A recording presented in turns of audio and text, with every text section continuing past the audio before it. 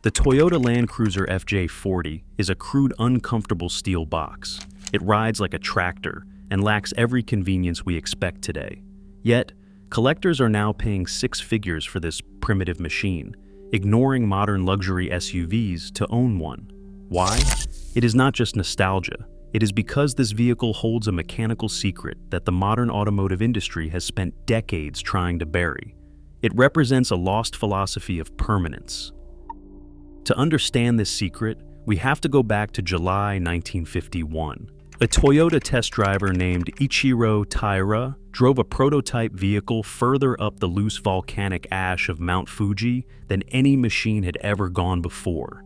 He clawed his way to the sixth station, a height previously thought impossible.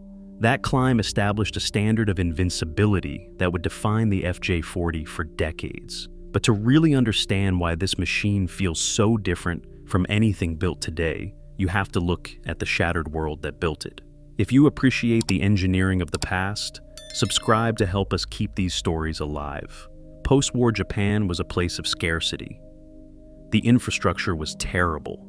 The roads were often little more than mud tracks carved through the mountains, destroyed by years of neglect and conflict.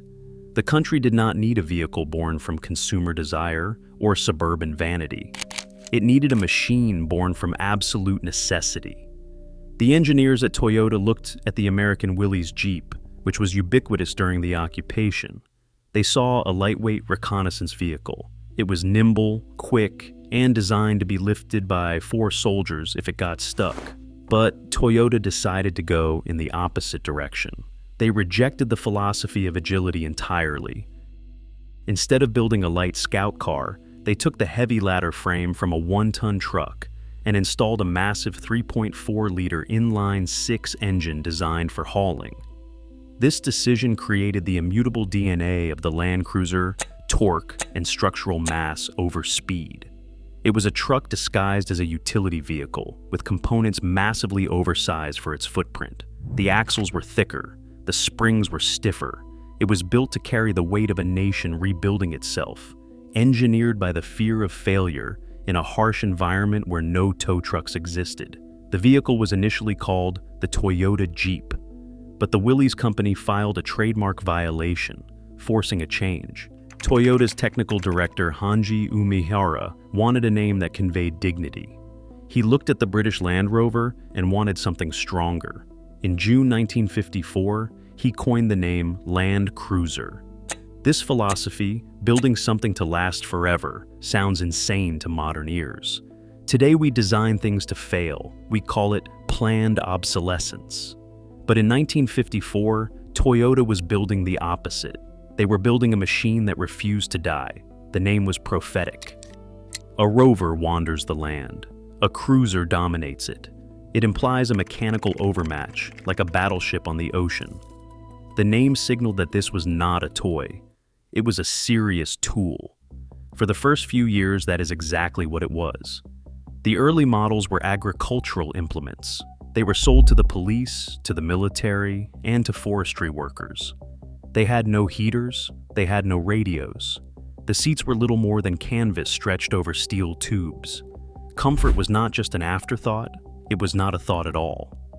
The suspension was stiff enough to rattle your teeth because it was designed to carry heavy loads over broken ground. When Toyota decided to export this vehicle, they faced a skeptical world. Japanese industry in the 1950s was not yet known for quality. The label "Made in Japan" was often associated with cheap, fragile toys. The Land Cruiser had to dismantle this prejudice one bolt at a time. It had to prove that it could survive environments that would destroy its European and American rivals. It did not do this with advertising. It did this by simply refusing to die. By the time the 40 series launched in 1960, the formula was set. It was a vehicle defined by what it lacked as much as what it had. It lacked plastic. It lacked sound deadening. It lacked any concession to the driver's comfort. But it possessed a frame that was thicker than it needed to be and an understressed engine to ensure it would run forever. This military-grade durability would soon face its strangest test yet: the vast paved highway system of the United States. When the FJ40 arrived in the United States in 1960, It landed as a stranger in a land of chrome and tail fins. The American landscape was defined by the interstate highway system, designed for speed and comfort. Into this world rolled a vehicle that cared nothing for aerodynamics. It was a mechanical ambassador, sent to dismantle skepticism about Japanese industry, not with words, but with cast iron. It simply worked, day after day, until the prejudice against it was worn down by the sheer weight of its reliability. At the heart of this machine lay the Type F engine. To open the hood of an early FJ40 is to look back at a time when engines were built like bridges. It was a massive 3.9-liter inline six. The block was cast from heavy iron, a material chosen for its ability to absorb immense heat cycles without warping. It was an engine that prioritized survival over horsepower. In fact, if you look at the specifications, the horsepower numbers are modest. But horsepower is a measure of how fast you can hit a wall. Torque is a measure of how far you can take the wall with you. The Type F was all about torque. It produced its power low in the rev range, offering a deep, rhythmic grunt that felt more like a tractor than a passenger car. The secret to its longevity was hidden deep inside the block. While many American engines of that era supported the crankshaft with 4 main bearings, the Type F used 7. The shaft was supported between every single cylinder. This prevented flexing under heavy loads and allowed the engine to endure abuse that would shatter lighter machines. You could overheat it, starve it of oil, or run it at full throttle for hours. The Type F would simply keep running, indifferent to the punishment. 7. Main bearings made the difference. This engine dictated the personality of the truck. It was not built for the highway. With low gearing in the differentials, the engine would scream at 60 miles per hour.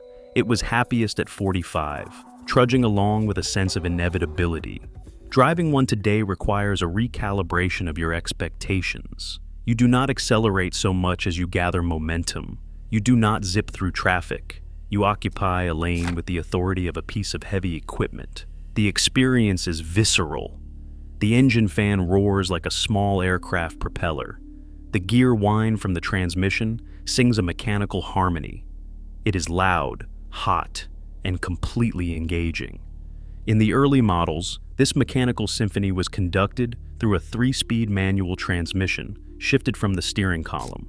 This setup is known as 3 on the tree. It required a specific motion to operate, a long, deliberate throw that demanded patience and skill. You had to pull the lever toward you and down for first gear, then push it up and away for second. It was not sporty, it was utilitarian. By placing the shifter on the column, Toyota kept the floor clear. This allowed for a bench seat that could theoretically hold 3 people, maximizing the personnel carrying capacity of the small truck. It was a layout born from the need to move work crews, not families. Over time, the market would demand floor shifters and 4-speed transmissions, but the 3-speed column shift remains a defining characteristic of the early experience. It reminds you that you are operating a machine, not just driving a car. Every shift is a deliberate decision. Every hill requires a strategy. The vehicle demands your attention in a way that modern cars, with their automatic transmissions and sound insulation, simply do not.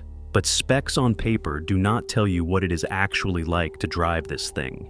When you sit behind the wheel of an FJ40, you are not experiencing engineering. You are experiencing a philosophy made tangible, and it starts the moment you close the door.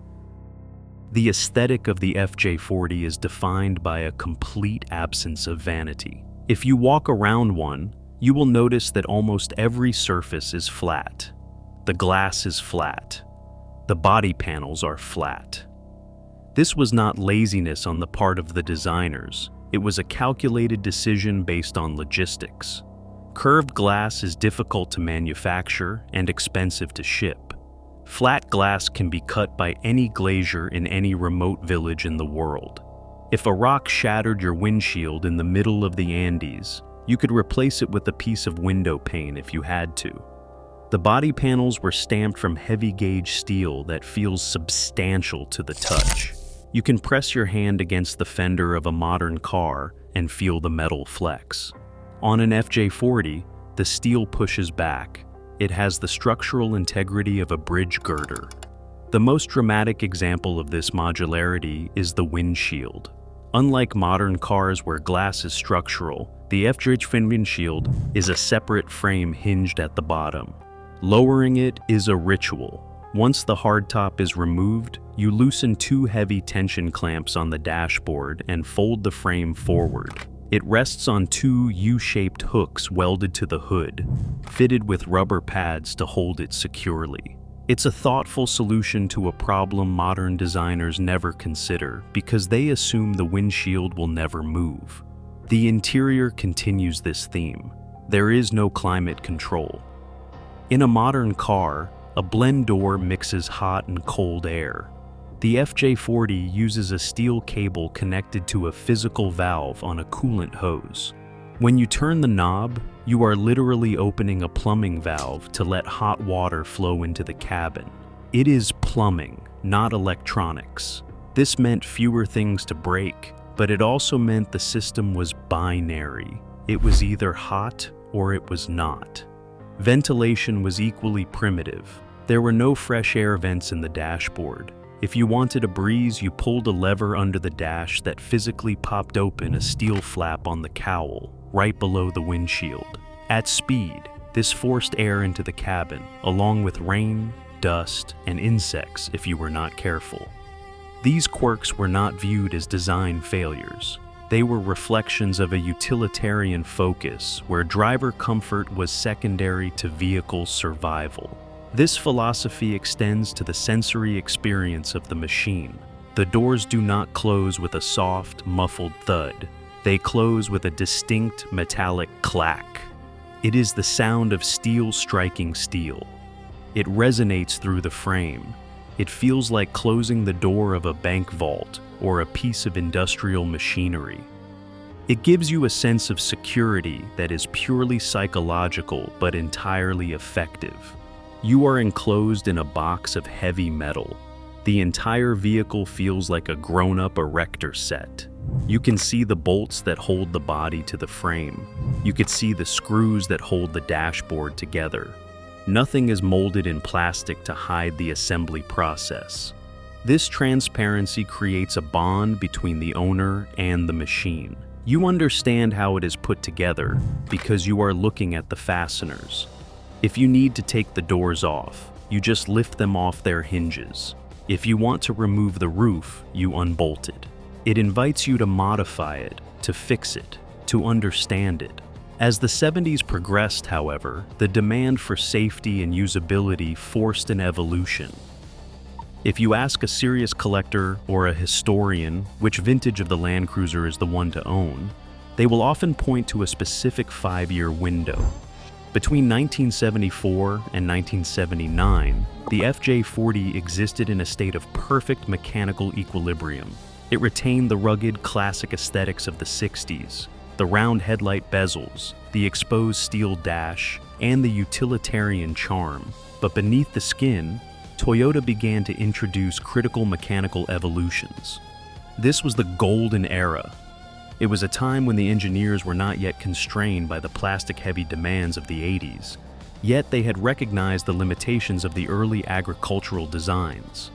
They began to refine the beast, not by softening it, but by sharpening its capabilities to meet the demands of a changing world. The first major shift in this evolution arrived in 1974, with the introduction of the 4-speed manual transmission. To the casual observer, adding a single gear might seem like a trivial update, but to the person behind the wheel, it transformed the driving dynamics entirely. The old 3-speed box left massive, awkward gaps between gears. You would rev the engine high in first, shift to second, and watch the engine bog down, struggling to find torque on a steep hill. The 4-speed filled these gaps. It allowed the driver to keep the engine in its optimal power band. It did not make the truck faster. The top gear was still a direct 1-to-1 ratio, but it made it usable. You could now climb a mountain grade without screaming the engine or stalling out. It turned a chore into a driving experience, giving the operator more control over the machine's immense weight. These were not just random updates. Each one was Toyota solving a real problem, A driver complained the truck was exhausting to steer, so they added power steering. Drivers wanted to stop without faith, so they added disc brakes. The engineers were listening. They were refining, not reinventing. And by 1979, they had created something impossible, a truck that was both ancient and perfect. The following year, 1975, brought the heart transplant, the legendary 2F engine. Toyota increased the displacement to 4.2 liters, redesigned the cylinder head, and improved the oiling system. While the original F engine was a survivor, the 2F was a powerhouse. It offered a smoother idle and, critically, more torque. It was still a tractor engine at heart, but it pulled with a new authority. The 2F became the definitive Land Cruiser engine, running smoother, cooler, and stronger than its predecessor. However, the single most important update for anyone wishing to drive one today arrived in 1976. Until this point, stopping an FJ40 was often a terrifying exercise in faith. The vehicle relied on four-wheel drum brakes. Drum brakes are notorious for two things: fading when hot and failing when wet. If you drove through a deep stream, you would emerge on the other side with almost no braking power until the drums dried out. If you descended a long mountain pass, the heat would build up until the pedal went to the floor. In 1976, Toyota fitted power-assisted front disc brakes. This changed everything. Disc brakes shed water instantly and dissipated heat effectively. Suddenly, you could stop this steel brick with confidence in modern traffic. For this reason alone, 1976 and later models command a significant premium in the market, making the vehicle safe enough to be a daily driver rather than just a curiosity. Along with these mechanical upgrades came a visual shift that ignited a debate which continues to this day. Prior to 1975, the hardtop models featured a lift-up rear glass hatch and a drop-down tailgate. It was a perfect setup for a picnic or a workbench in the field. But in 1975, Toyota introduced the ambulance doors for the US market. These were twin barn doors that swung out horizontally. They offered easier access to the cargo area, especially when loading heavy gear, but they eliminated the beloved tailgate. Purists argued that the utility of the tailgate was lost, while others appreciated the ease of the new design. It was a trade-off, a sign that Toyota was thinking about how people lived with the vehicle, not just how they worked with it. By the end of the 70s, the FJ40 had reached its mechanical zenith. It had the big engine, the reliable brakes, and the flexible transmission. It was the best version of itself. But the world outside was changing rapidly. The definition of an off-road vehicle was shifting from a tool for exploration to a lifestyle accessory. Just as the FJ40 perfected its utilitarian formula, the market began to demand something the Land Cruiser had never offered: luxury. The era of the Spartan workhorse was ending, and the era of the comfortable cruiser was about to begin. But perfection came at the worst possible time. Just as the FJ40 reached its mechanical zenith, the world changed, and Toyota's own company would become its greatest enemy. By 1979, the landscape of the American road had changed. Consumers wanted the image of adventure without the penalty of discomfort. To keep the FJ40 alive, Toyota made concessions to luxury. For 20 years, steering an FJ40 was an upper-body workout. In 1979, Toyota introduced power steering. Suddenly, the beast could be tamed with one hand. It made the truck more accessible, but removed a layer of visceral connection. Along with this came factory AIR conditioning. The days of relying on cowl vents were ending. The cabin was becoming a controlled environment, isolating the driver rather than immersing them. The mechanics also shifted to accommodate a faster world. The engineers changed the differential gear ratios. They moved from the stump-pulling 4.11 gears to a taller 3.70 ratio. This change was designed to make the vehicle freeway-friendly. It lowered the engine revolutions at highway speeds, making long trips less deafening and slightly more fuel-efficient. But for the purists, it felt like a compromise. It sacrificed some of that legendary low-speed crawl capability that allowed the truck to idle up a cliff face without stalling. The vehicle was being tuned for pavement, a clear sign that the wild days were fading. The focus had shifted from conquering mountains to surviving the morning commute. The final blow came from within the Toyota showroom. In 1980, Toyota introduced the FJ40, a station wagon offering the same rugged capability, but with 4 doors, comfortable seats, and sound insulation. It was civilized. The market spoke immediately.